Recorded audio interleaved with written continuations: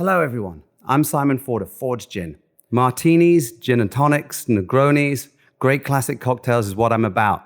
But I also love to hear of great recipes from great bartenders from around the world, which is why we've partnered with Beyond the Drink for this season. Cheers.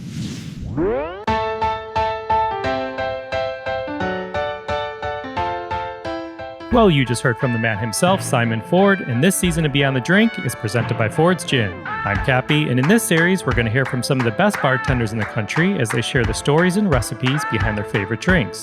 Beyond the Drink is a spin-off of Beyond the Plate, our podcast that sits down with the world's culinary elite to explore their journey into the food industry and the social impact they have made in their community. So if you're new to Beyond the Drink, welcome. If you listened before, we're so glad you're back. We hope this episode inspires you to create a delicious cocktail or, like the bartenders we feature, make a difference in your community. To get the cocktail recipe we discuss in this episode, you can check out the episode notes in your podcast player or go to beyondtheplatepodcast.com. One more thing, we have some awesome Beyond the Plate merch. You can find a link in your podcast player or go to our website, beyondtheplatepodcast.com. Head on over and check out our hats, tees, hoodies, and more. Again, that's beyondtheplatepodcast.com. Enjoy this week's episode. All right, Paige, let's start with a little audio test. Why don't you name 3 ingredients that you love to pair with gin? Ooh, I love to pair with gin fresh citrus, so lime juice. In terms of making my martinis, I always go towards a wetter martini using blanc vermouth versus dry vermouth. That's a personal choice for me. And then I also love to pair as simple as like mint. Love it. All right, you sound good. Let's do it. Today's guest is a bartender who was born and raised in New Jersey and raised by 2 immigrant parents from the island of Nevis in one of my favorite parts of the world, the West Indies. She has tended bar at award-winning establishments, including Clover Club in Brooklyn, New York, and is currently based down the street from me here in Chicago. You can find more on her in the episode notes and follow her on Instagram at Paige Walwyn. That's PAIGEWALWYN. Please enjoy this episode as we go Beyond the Drink with Paige Walwyn. Hi, Paige. Hi, how are you? Thanks for having me. It's good to have you. Let's do a little warm-up. We usually warm up with little cocktail-themed speed rounds. So for you, we're going to go a little... Okay, let's do it. Let's go a little spirit-forward and bold on this speed round. What do you say? Okay, let's try it. Let's do it. All right, number 1, name the cocktail that inspired you to get behind the bar. Sounds weird, but a Vieux Gray. Oh, let's circle back to that. Number 2, if you were on the beaches of Nevis right now, what would you be drinking? I would be drinking, as cheesy as it sounds, a pina colada. Delish. Name a smell behind the bar you love. Freshly cut citrus. Name a smell behind the bar you hate. Oh, damn, I don't know. I'm supposed to be speedy, but now I'm like, I don't know. I can't think of anything that I really hate. Is there a smell you're like, ooh, that does not smell good? I mean, if it sounds bad, I hate taking out the trash at the end of the night. Perfect. That's perfect. The last one, name the one gin-based cocktail everybody needs to try. I think that everyone should try 50-50 martinis. Must have. Some people are scared of vermouth and people need to lean into it. I'm not scared of vermouth, and I still don't think I've tried like a proper 50-50 martini. Not that there's anything. You gotta do it. And maybe it's because of me. I love martinis, and while I lean towards 50-50 martinis because I can drink more of them. Oh, that's interesting. So it lowers the ABV. Yep. I guess that makes sense, right? It's funny. We had Simon Ford on the podcast. One of the other seasons, we did a special bonus episode, and I think he was saying how he enjoys a 50-50 martini as well. What was that cocktail you were talking about that inspired you to get behind the bar? Oh, a Vieux Gray. So when I first started working in hospitality, I started as a host, actually. So I was 20 and then I turned 21 and started trying a lot of the cocktails on the bar menu and trying a lot of different classic cocktails. And I was really young. I was like still in college and my palate was pretty immature, you could say. So I never really liked spirit-forward cocktails. Like I hated Manhattans, I hated old fashions, and for some reason I had a Vieux Gray, which is a really classic New Orleans cocktail, which is a split base with rye, cognac, sweet vermouth, and a touch of Benedictine stirred. And that was the first spirit-forward cocktail that I really, really loved. And it kind of like switched a flip for me when it comes to like spirit-forward whiskey or dark spirit-based cocktails. Interesting. All right. I always love learning about a new cocktail. It's kind of a good excuse when I go out to try try something new. Give it a whirl. Yeah, I'm going to. But I'm excited to hear a little bit more about this cocktail you brought for us today. So I'm curious about the name and the inspiration. Go at it. Oh my gosh, of course. Yeah.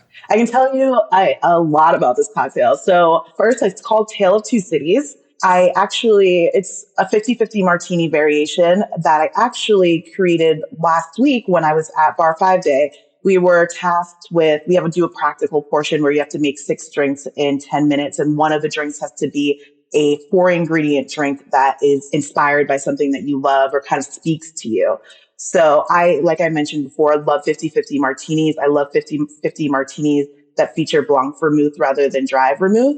And I always like martinis that sometimes have a little bit of a fruit component. So for this drink, I did 1.5 parts Navy strength gin, 1 part fino sherry, 0.5 parts of blanc vermouth, and then 0.25 parts of grapefruit liqueur. So I did this inspired, and why it's called Tale of Two Cities is because when I used to work at Clover Club, there was a drink on the menu that was called a gin blossom. And it wasn't a 50-50 martini build, but it was a gin-based cocktail that used blanc vermouth. It had a little bit of a fruit component. I loved that drink. And then I decided to get inspired with Queen Mary, that is a rum, gin, and fortified wine bar. So that's why I subbed in that sherry to kind of like have a blend of the past bar that I used to work at, the current bar that I work at right now, and something that I just love to drink in general. So interesting. And so can you explain for those who may not know Navy strength gin?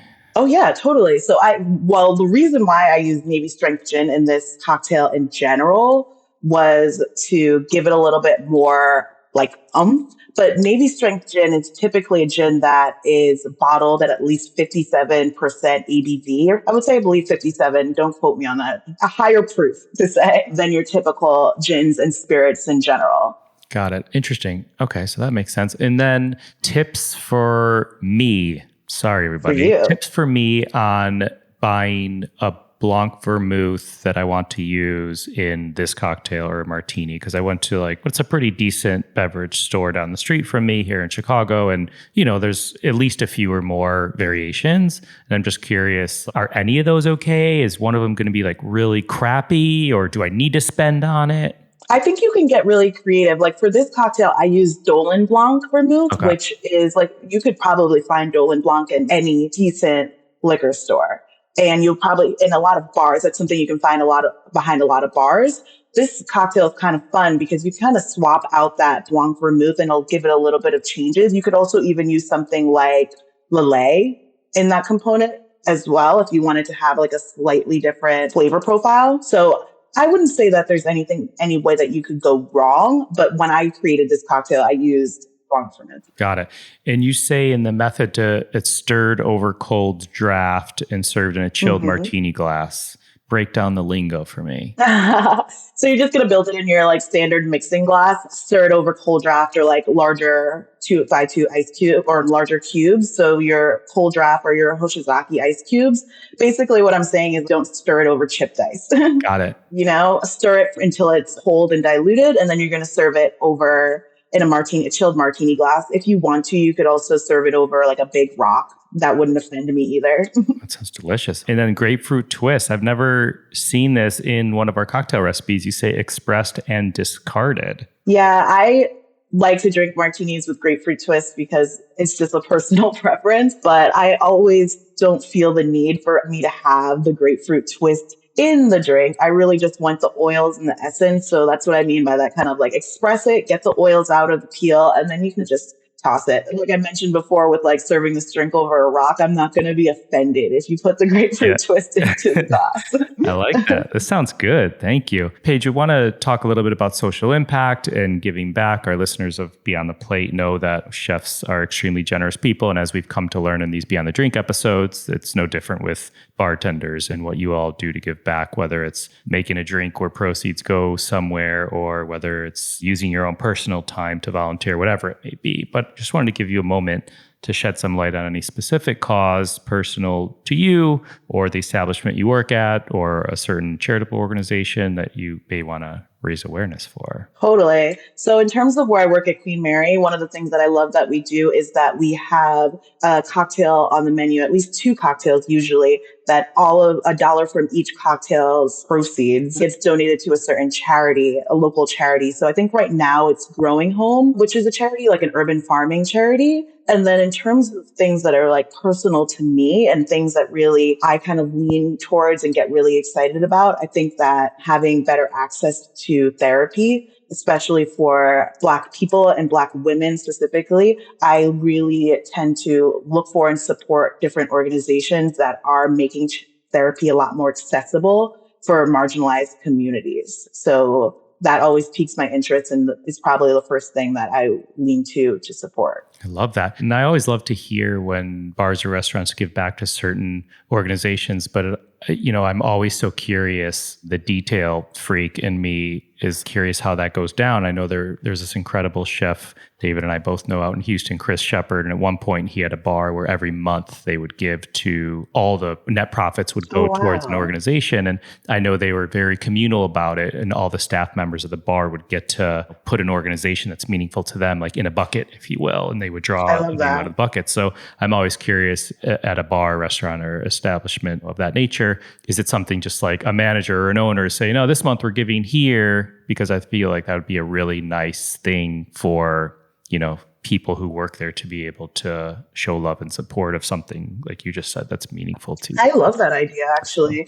It's usually something that's decided from like our management or like our upper management, because I work in a restaurant, but it's also a part of like an overarching, I guess you could call it bar group, not necessarily restaurant group. But I think that that's a really interesting idea and something that I think could be really special if they were open to it. Yeah. Awesome. I love it. Well, thank you for sharing for what the bar does and for what you do personally. That's always great to hear and great to know. And as I've said 5,000 times to everybody listening, I would say give what you can, share your voice, share your money, share your time. It could be $1. It doesn't have to be a huge check. It could be 30 minutes a month volunteering. You don't have to be overwhelmed that you need to volunteer somewhere for multiple days a month. You kind of do what works for you type thing.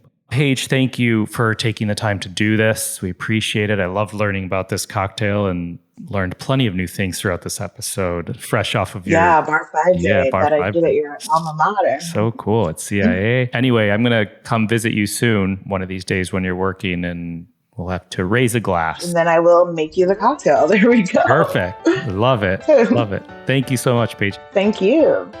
To get the recipe from this episode, check out the episode notes in your podcast player or go to beyondtheplatepodcast.com. This episode is produced by myself along with Ian Cohen, Joel Yetton, and Sean Petrosian. Find me and keep up to date with this podcast across all social media platforms at On Cappy's Plate or go to beyondtheplatepodcast.com. Beyond the Plate is on all the socials at BT Plate Podcast. Please rate, review, and subscribe to this podcast on your listening site of choice. Thank you for listening to Beyond the Drink, a production of Beyond the Plate. I'm Cappy.